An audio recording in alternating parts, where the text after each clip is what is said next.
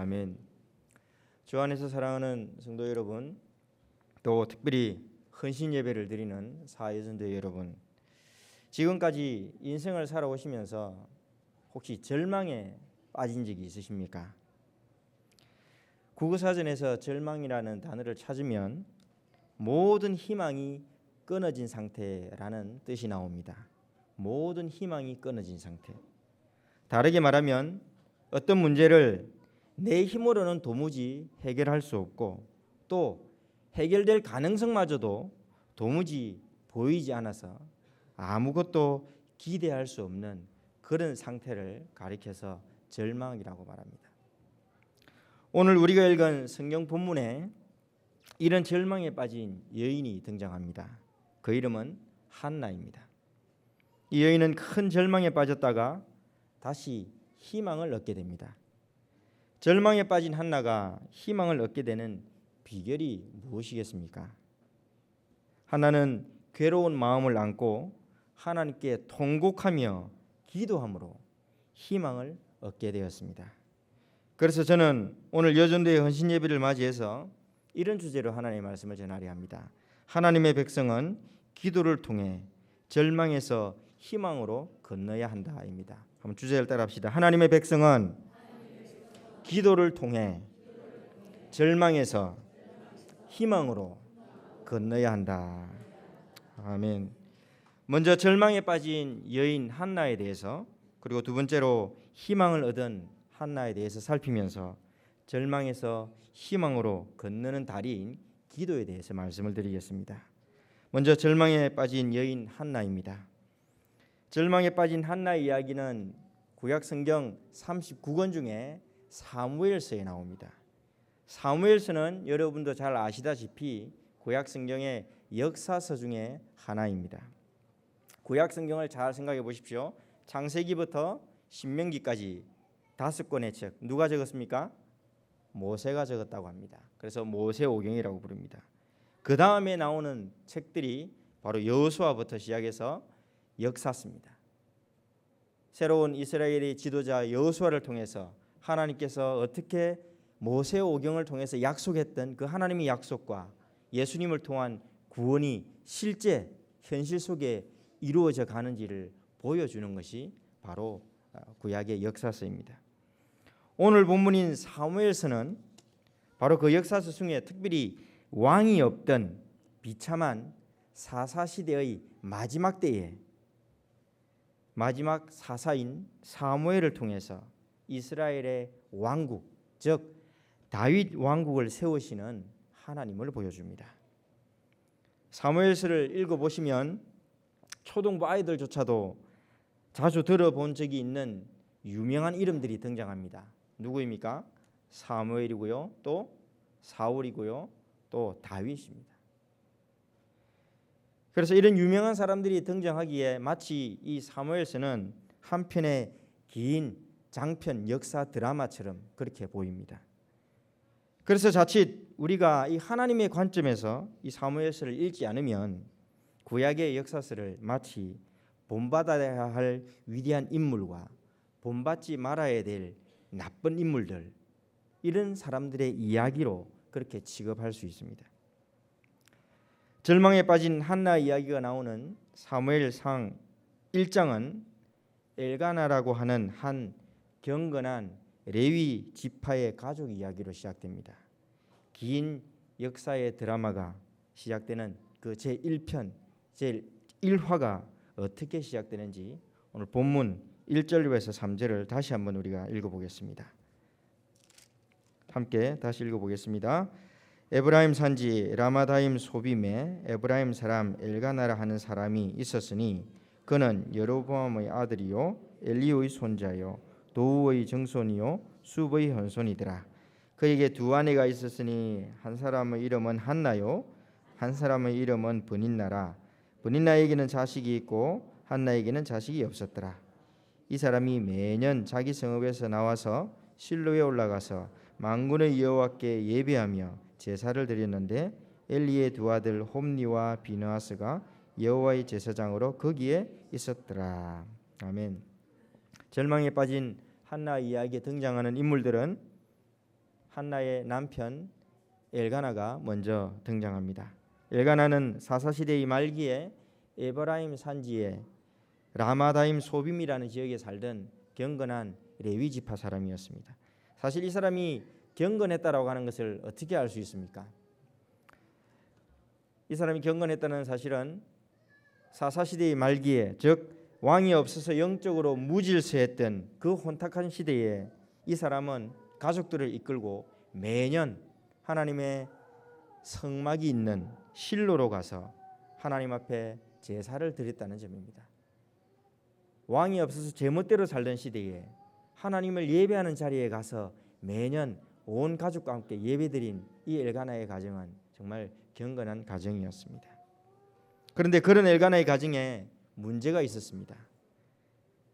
엘가나에게 두 아내가 있었다는 점입니다. 사실 두 여자와 결혼하는 것은 분명히 하나님께서 금하신 죄입니다. 하지만 오늘 우리가 읽은 사무엘상 1장에서는 사실 엘가나가 두 아내를 가졌다라고 하는 것을 문제 삼지 않습니다. 더 중요한 이 본문의 관심은 엘가나의 두 아내 중에 한나가 자식이 없고 브닌나는 자식이 있었다는 점입니다. 자식이 없어서 절망한 이 한나, 그 한나의 고통이 어떠했는지를 오늘 본문은 강조하고 있습니다. 그 내용이 4절에서 8절까지입니다. 다시 한나의 고통이 어떠했는지 우리가 다시 한 번 더 살펴봅시다. 4절부터 8절까지입니다. 엘가나가 제사를 드리는 날에는 제물의 분깃을 그의 아내 브닌나와 그의 모든 자녀에게 주고 한나에게는 갑절을 주니 이는 그를 사랑함이라. 그러나 여호와께서 그에게 임신하지 못하게 하시니 여호와께서 그에게 임신하지 못하게 하심으로 그의 적수인 브닌나가 그를 심히 격분하게 하여 괴롭게 하더라. 매년 한나가 여호와의 집에 올라갈 때마다 남편이 그같이 하매 브닌나가 그를 격분시키므로 그가 울고 먹지 아니하니 그의 남편 엘가나가 그에게 이르되 한나여 어찌하여 울며 어찌하여 먹지 아니하며 어찌하여 그대의 마음이 슬프냐 내가 그대에게 열 아들보다 낫지 아니하냐 하니라. 아멘. 한나는 임신하지 못함으로 고통을 받고 있었습니다. 한나라는 이름은 사랑받는 사람이라는 뜻입니다. 그 이름처럼 한나는 남편에게 큰 사랑을 받고 있었습니다. 하지만 임신하지 못하는 관계로 한나의 고통은 점점 커졌습니다. 엘가나의 다른 아내인 브닌나는 임신하지 못하는 한나를 심하게 괴롭혔습니다. 6절에서 브닌나는 한나의 적수가 되었다라고 그렇게 말합니다. 여러분, 적수라는 말은 사실 가족 간에는 전혀 사용하지 않는 그런 단어입니다. 한나의 적수였던 이 브닌나는 한나에게 항상 근심과 걱정과 불안을 만들어내는 원수 같은 존재였다는 뜻입니다. 그럼에도 불구하고 한나는 남편 엘가나와 그 브닌나의 자식들과 함께 여호와의 집에 매년 제사를 드리러 올라갔습니다. 그때마다 남편은 브닌나와 그 자식들에게 제물을 주었고 한나에게는 더 사랑하는 증표로 갑절의 제물을 주었습니다. 제사를 드린 후에 가족들은 제사 음식을 나누어 먹었지만 한나는 그 음식을 먹을 수조차 없었습니다. 너무 괴롭고 슬펐어요. 왜냐하면 브닌나가 그 제사 드리러 올라간 그 자리에서조차도 한나를 심히 괴롭혔기 때문입니다. 브닌나는 한나에게 이렇게 말했을지도 모릅니다. 한나, 내 이름이 사랑받는 사람이라는 뜻이지. 하지만 네가 아이를 갖지 못하는 것을 보니 너는 하나님께 버림받은 자야. 하나님의 사랑을 받지 못한 여자야 라고 조롱했을지도 모릅니다. 다행히도 남편 엘가나는 그런 한나를 측은히 여겼습니다. 그래서 8절에 보시면 한나여 어찌하여 울며 어찌하여 먹지도 않으며 어찌하여 그렇게 마음이 슬프냐 내가 열 아들보다 낫지 아니하냐 이렇게 이야기를 합니다. 진심으로 위로하고 있습니다. 하지만 남편의 그 어떤 위로도 한나의 슬픔과 절망에서 한나를 구해내지 못했습니다. 왜 한나는 그렇게 남편의 사랑을 받으면서도 슬퍼하고 절망에 빠져 있겠습니까? 한나가 절망한 이유를 한나의 상황 속으로 좀 더 들어가서 살펴봅시다. 본문 5절과 6절에 보면 여호와께서 그에게 임신하지 못하게 하시니라고 두 번씩이나 말하고 있습니다. 한나가 임신하지 못하는 이유가 무엇 때문이란 말입니까? 하나님께서 그의 태를 막으셨다는 겁니다. 여호와 하나님께서 그렇게 하셨기 때문에 한나가 임신하지 못하는 것입니다. 불임인 한나의 고통과 절망의 그 중심에 누가 자리하고 있단 말입니까? 하나님께서 자리하고 있다는 것입니다. 하나님께서 한나가 임신하지 못하도록 그의 태를 닫으셨습니다. 자신의 불임이 하나님 때문이라는 것을 알게 된 한나, 그것 때문에 한나는 더욱 절망하게 됩니다. 왜 그랬을까요? 여러분, 불임은 사람의 위로나 사람의 힘으로 해결할 수 있는 일이 아니었기 때문입니다. 구약 성경에서 불임은 하나님께서 자신의 권능을 나타내는 도구로 종종 사용되었습니다. 창세기에 나오는 사라도 하나님께서 아브라함을 택하시기 그 전부터 이미 사라의 태가 닫혀 있었다고 그렇게 말합니다. 그래서 성경은 죽었던 사라의 태라라고 그렇게 얘기합니다. 그 죽었던 사라의 태를 누가 여셨습니까? 하나님께서 여셨죠. 이삭의 아내 리브가도 야곱의 아내 라헬도 임신하지 못하는 여인들이었습니다. 하지만 하나님은 이 여인들의 불임을 통해서 하나님의 나라는 사람의 힘이 아니라 하나님의 힘으로만 세워지고 유지되는 나라라는 것을 보여주셨습니다. 아브라함에게 약속한 하늘의 별과 같이 바다의 모래같이 많은 그 많은 후손도 사람의 힘이 아니라 바로 하나님의 권능으로만 가능한 일인 것을 이 불임인 여성들을 통해서 보여주신 것이죠. 한나가 처했던 역사적인 상황으로 좀 더 들어가 봅시다. 한나가 살던 시대가 어떤 시대라 그랬습니까? 사사시대의 말기라 그랬습니다.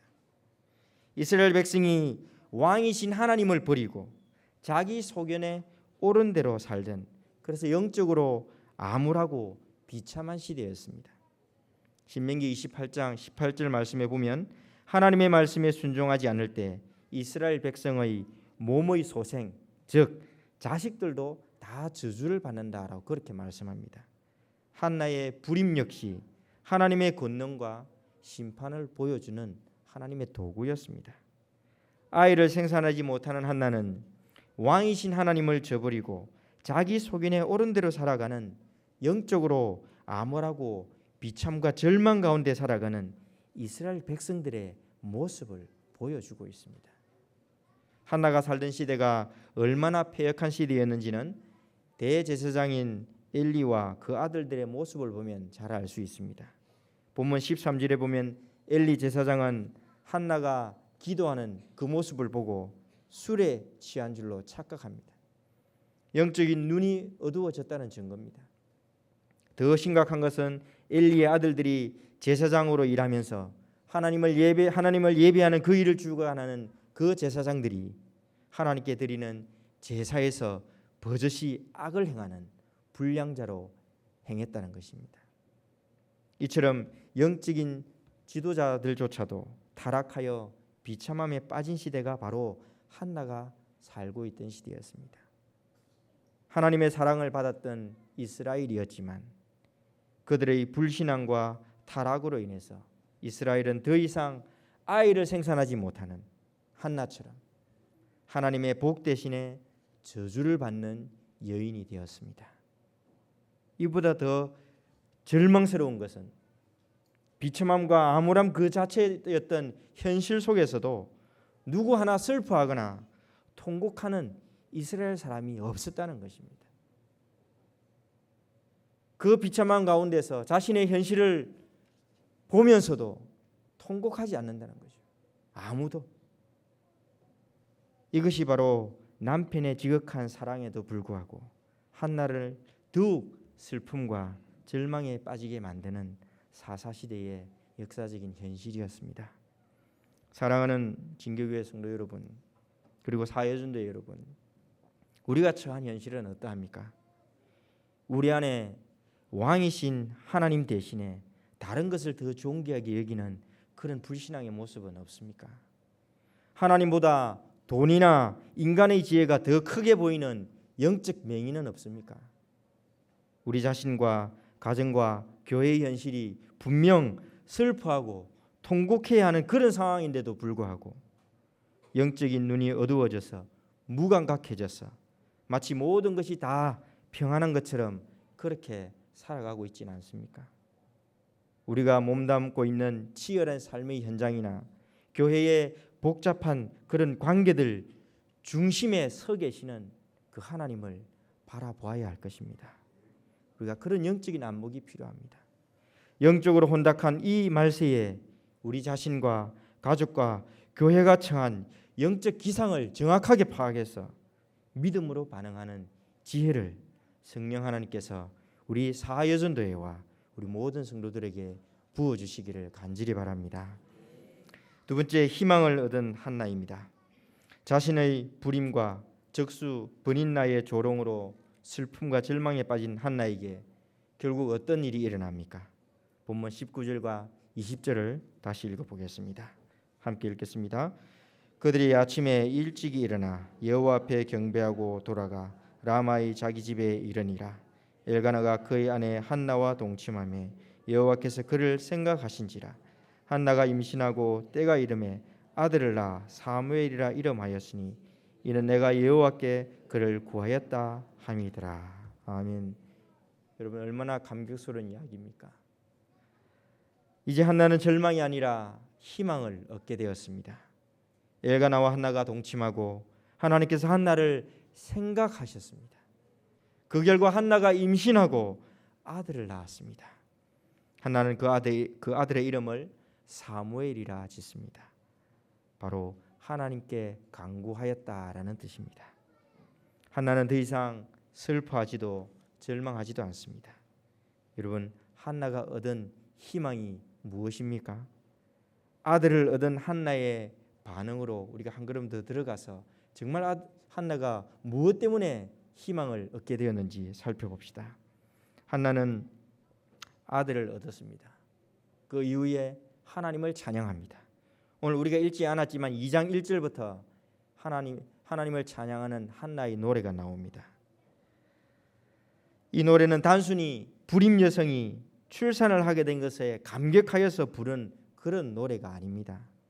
사실 한나는 아들을 얻어서 감사한다는 말을 한 구절도 하고 있지 않습니다.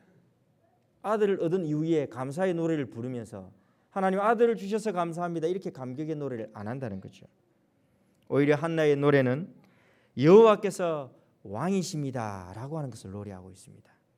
2장 6절과 7절 말씀해 보면 여호와는 죽이기도 하시고 살리기도 하시고 가난하게도 하시고 부하게도 하시는 분이다 라고 노래하고 있는 것입니다. 여러분, 아들을 얻은 한나가 여호와 하나님이 왕이시다, 하나님은 죽이기도 하시고 살리기도 하시고 가난하게도 하시고 부하게도 하시는 만왕의 왕이시다, 그렇게 노래하는 것입니다. 한나는 여호와 하나님만이 사람의 인생과 역사를 다스리시는 진정한 왕이심을 노래합니다. 그래서 자신의 아들 사무엘을 통해서 암울한 사사시대가 끝나고 곧 참된 왕이 다스리는 새로운 시대가 열릴 것을 희망한 것입니다. 절망에 빠졌던 한나가 아들 사무엘을 출산하여 새 시대를 시작하는 희망에 찬 노래로 하나님을 찬양하게 된 그 비결이 여러분 어디에 있습니까? 한나를 절망에서 희망으로 건너가게 한 그 다리가 무엇이냐는 말입니다. 그 비결은 바로 하나님을 향한 진실한 기도였습니다. 본문 9절에서 11절을 우리가 다시 한번 읽어봅시다. 함께 읽겠습니다. 그들이 실로에서 먹고 마신 후에 한나가 일어나니 그때에 제사장 엘리는 여호와의 전 문설주 곁 의자에 앉아 있었더라. 한나가 마음이 괴로워서 여호와께 기도하고 통곡하며 서원하여 이르되 만군의 여호와여, 만일 주의 여종의 고통을 돌보시고 나를 기억하사 주의 여종을 잊지 아니하시고 주의 여종에게 아들을 주시면 내가 그의 평생에 그를 여호와께 드리고 삭도를 그의 머리에 대지 아니하겠나이다. 아멘. 한나는 실로에서 제사를 드린 후 다른 가족들이 다 먹고 마시는 동안에 그 자리에서 일어나 여호와의 전에 기도하러 갑니다. 여호와의 전 문설주에서 한나는 하나님께 자신의 괴로운 마음을 안고 통곡하며 기도합니다. 여기서 통곡했다는 말은 마치 자식의 죽음을 먼저 경험한 엄마의 그 고통과 같은 그런 슬픔의 심리 상태를 뜻합니다. 그런 마음으로 통곡했다는 거죠. 한나는 자신의 부림이 가족의 위로나 힘이 아니라 하나님만이 해결할 수 있다는 점을 간파했습니다. 그래서 먹고 마시는 것 포기한 채 하나님께 나아가서 자신의 고통을 돌보아 주시기를, 자신을 기억해 주시기를 기도합니다. 한나의 기도는 단순히 적수 번인날을 이기기 위해서, 즉 개인적인 한풀이로 아들을 낳게 해달라고 그렇게 기도한 것이 아니었습니다. 한나의 기도의 내용을 잘 보십시오. 본문 11절에서 한나는 아들을 주시면 그의 머리에 삭도를 대지 않겠다라고 말합니다. 그의 평생을 하나님께 드리겠다라고 말합니다. 이것은 아들을 나실인, 즉 하나님께 특별한 목적으로 헌신된 사람으로 드리겠다는 그런 뜻입니다. 또 한나는 하나님을 부를 때에 만군의 여호와여라고 부릅니다. 여러분, 이 만군의 여호와여라는 이 이름은 구약 성경 중에 사무엘상 1장에 제일 먼저 사용되는 단어입니다. 구약 성경이 다른 부분이 아니라 이 사무엘상에서 시작됩니다. 만군의 여호와여는 우주의 모든 권세를 다스리시는 왕이신 하나님을 뜻하는 이름입니다. 이스라엘 백성 중 어느 누구도 하나님을 왕으로 인정하지 않고 아무도 왕이신 하나님께 헌신하지 않는 영적 암흑기인 그 사사시대 말기에 온전히 하나님께 헌신되어서 하나님의 구원 역사를 이루어갈 그런 아들을 달라고 기도하는 것입니다. 한나의 기도는 온 우주의 왕이신 하나님 앞에 온전히 자신의 고통과 현실을 다 내어드리는 기도였습니다. 자신의 슬픔과 절망의 문제가 오직 하나님께만 해답이 있음을 인정하는 그런 기도였습니다.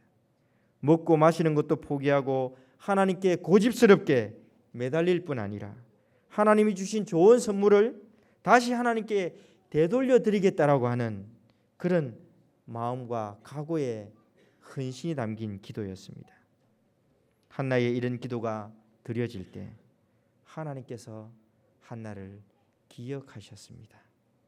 바로 이런 진실한 기도, 헌신의 기도가 절망에 빠진 한나를 희망으로 건너게 하는 다리가 된 것입니다. 사랑하는 성도 여러분, 사회전도 여러분, 저와 여러분은 고난과 슬픔과 절망의 현실에서 어떻게 반응합니까? 야고보서 5장 13절에서 16절 말씀에 이렇게 말합니다. 너희 중에 고난 당하는 자가 있느냐? 그는 기도할 것이요. 너희 중에 병든 자가 있느냐? 그는 교회의 장로들을 청할 것이요. 그를 위하여 기도하라. 믿음의 기도는 병든 자를 구원하리니 주께서 그를 일으키시리라. 혹시 죄를 범하였을지라도 사하심을 받으리라. 그러므로 너희 죄를 서로 고백하며 병이 낫기를 위하여 서로 기도하라. 의인의 간구는 역사하는 힘이 큼이니라. 여러분, 우리가 드리는 기도는 어떠합니까? 이기적인 나의 욕심만 채우려는 그런 기도가 아닙니까? 아니면 모든 문제의 답이 왕이신 하나님께만 달려 있음을 인정하고 하나님이 주신 좋은 선물을 다시 하나님께 돌려드리겠습니다라고 하는 그런 헌신의 각오가 담긴 기도입니까? 하나님이 기억하시는 진정한 기도는 슬픔과 절망의 현실 중에서 그 중심에 서 계시는 하나님을 바라보고 드리는 기도입니다. 내가 먹고 마시는, 또 먹고 살고 먹는 그 모든 문제가 아니라 하나님의 나라와 의를 이루기 위해서 자신을 기꺼이 내어드리겠노라고 헌신하는 그런 기도입니다. 이제 말씀을 정리하겠습니다. 왕이 없어 사람이 자기 소견에 옳은 대로 살던 사사시대의 말기에 한나는 아이를 갖지 못함으로 슬픔과 절망에 빠졌습니다. 한나는 그 고통과 절망의 중심에 서 계시는 하나님을 바라보았습니다. 한나에게 더 큰 절망은 절망의 때에도 하나님께 반항하지 않는 이스라엘의 불신앙 때문이었습니다. 그러나 한나는 사무엘이라는 아들을 얻어서 희망을 얻게 되었습니다. 한나가 희망을 얻게 된 이유는 단순히 아들을 얻은 것 때문이 아니라 온 우주와 세상의 왕이신 하나님께 온전히 헌신된 아들을 달라고 하는 그 기도와 그 기도의 응답을 보았기 때문입니다. 오늘 헌신 예배를 드리는 사유전도 여러분, 그리고 모든 성도 여러분, 여러분 개인적으로 어떤 형편에 놓여 있습니까? 우리는 교회적으로 리모델링 중에 있고 부흥회를 앞두고 있습니다. 우리가 무엇을 위해서 기도해야겠습니까? 우리가 어떻게 기도해야겠습니까? 우리 삶의 현장 중심에 서 계시는 하나님을 바라보십시다. 우리 교회의 여러 가지 문제들 중에 그 가운데 서 계시는 하나님을 우리가 바라봅시다. 나의 이기적인 목적 대신에 오직 하나님의 나라와 의를 위해서 하나님 내 자신을 드리겠습니다라고 하는 그런 헌신의 기도를 드립시다. 이런 헌신의 기도를 통해서 하나님이 우리를 기억하시고 절망에서 희망으로 건너가게 하는 기적을 우리에게 경험하게 하실 것입니다. 아멘. 기도하겠습니다.